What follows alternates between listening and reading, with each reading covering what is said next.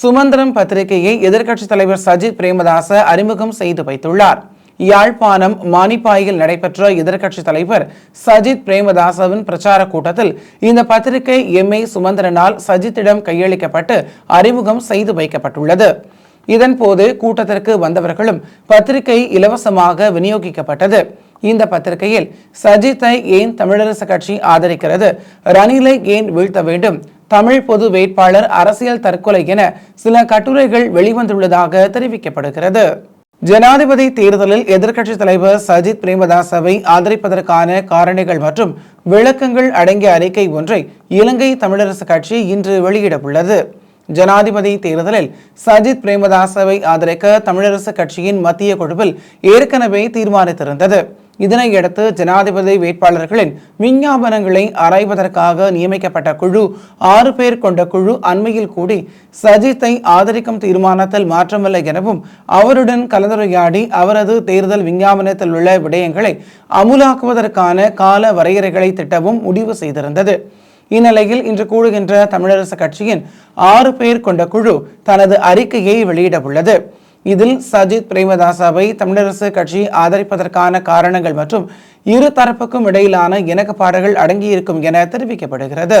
கடந்த ஜனாதிபதி தேர்தலில் கோட்டாபய ராஜபக்சவுக்கு வாக்களித்தமைக்கான தீர்வு திசைகாட்டிக்கு வாக்களிப்பதல்ல என ரணில் விக்ரமசிங்க தெரிவித்துள்ளார். ரத்தினபுரியில் நேற்று இடம்பெற்ற தேர்தல் பிரச்சார கூட்டத்தில் கலந்து கொண்டு இதனை தெரிவித்தார். ரத்தினபுரியில் விவசாயத்தை நவீனமயமாகவும் சுற்றுலாவை மேம்படுத்தவும் சர்வதேச ரத்தினக்கல் வலயம் ஒன்றை உருவாக்கி தொழிலை மேம்படுத்தவும் திட்டங்கள் தயாரிக்கப்பட்டுள்ளன.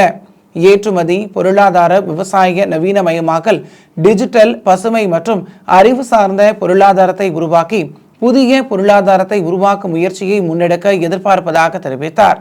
கோட்டாபய ராஜபக்சவை ஜனாதிபதியாக்குவதற்கு வாக்களித்தவர்கள் நாட்டில் ஏற்பட்ட நெருக்கடியினால் மன உளைச்சலுக்கு ஆளாகினர்.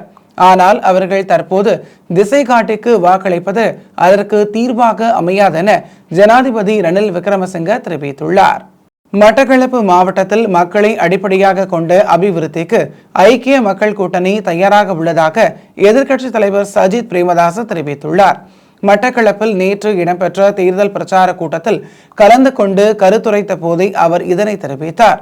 எதிர்வரும் ஜனாதிபதி தேர்தலில் தாம் வெற்றி பெற்றதை அடுத்து நல்லாட்சி அரசாங்கத்தினால் கைவிடப்பட்ட ஊதாக்கமான வீடமைப்பு வேலை திட்டம் மீண்டும் ஆரம்பிக்கப்படும் எனவும் மட்டக்களப்பு மாவட்டத்தில் உள்ள மயிலத்தமேடு மேய்ச்சல் தரை விவகாரத்திற்கு தமது அரசாங்கத்தினால் தீர்வு காணப்படும் எனவும் கூறினார்.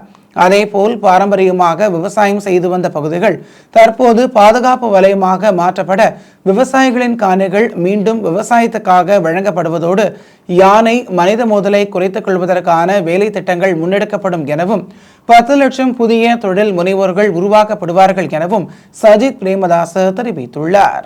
எதிர்வரும் ஜனாதிபதி தேர்தலில் சஜித் பிரேமதாசவை ஆதரிப்பதாக இலங்கை தமிழரசு கட்சியின் சிரேஷ்ட தலைவர்கள் கூட்டாக அறிக்கை வெளியிட்டுள்ளனர். இந்த நிகழ்வு வவுனியாவில் உள்ள கட்சியின் அலுவலகத்தில் இடம்பெற்றது. அத்துடன் புதிய அரசியலமைப்பை உருவாக்குதலும் ஏற்கனவே அரசியலமைப்பில் உள்ள 13வது அரசியலமைப்பு திருத்தத்தை முழுமையாக அமுலாக்கப்பட வேண்டும் எனவும் அதில் தெரிவிக்கப்பட்டுள்ளது. அதே நேரம் இன பிரச்சினைக்கான அரசியல் தீர்வாக தமிழ் மக்களுக்கான சுய நிர்ணய உரிமை அடிப்படையில் சமஷ்டி கட்டமைப்பின் மூலம் தீர்வு காணப்படுதல் வேண்டும் என்பது பிரதானமாகும் எனவும் அதில் குறிப்பிடப்பட்டுள்ளது. பாரிய அளவிலான போதைப்பொருள் கடத்தலில் ஈடுபட்டு வந்த 2 வரை காவல்துறை விசேட அதிரடி படையினர் கைது செய்துள்ளனர்.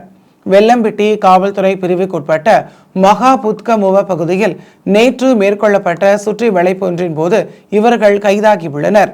இருவரும் போதைப்பொருள் கடத்தலில் ஈடுபட்டு தற்போது வெலிக்கடை சிறைச்சாலையில் தடுத்து வைக்கப்பட்டுள்ள சஜி என்பவரின் உதவியாளர்கள் என தெரிய வந்துள்ளது. சந்தேக நபர்களிடமிருந்து ஹெரோயின் மற்றும் ஐஸ் ரக போதைப் பொருட்களுடன் 40,000 ரூபாவுக்கும் அதிகமான பணமும் மீட்கப்பட்டுள்ளதாக தெரிவிக்கப்பட்டுள்ளது.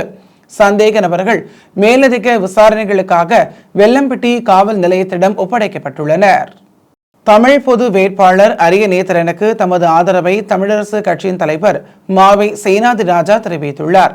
நேற்று யாழ்ப்பாணத்தில் உள்ள தமிழ் தேசிய பொது கட்டமைப்பின் அலுவலகத்துக்கு அரிய நேத்திரனை சந்தித்து சுமார் 30 நிமிடங்கள் கலந்துரையாடியதுடன் தனது வாழ்த்துக்களையும் ஆதரவினையும் தெரிவித்தார். இந்த சந்திப்பில் முன்னாள் பாராளுமன்ற உறுப்பினர் சுரேஷ் பிரேமச்சந்திரன் மற்றும் பொது கட்டமைப்பு உறுப்பினர்கள் கலந்து கொண்டிருந்தமை குறிப்பிடத்தக்கது.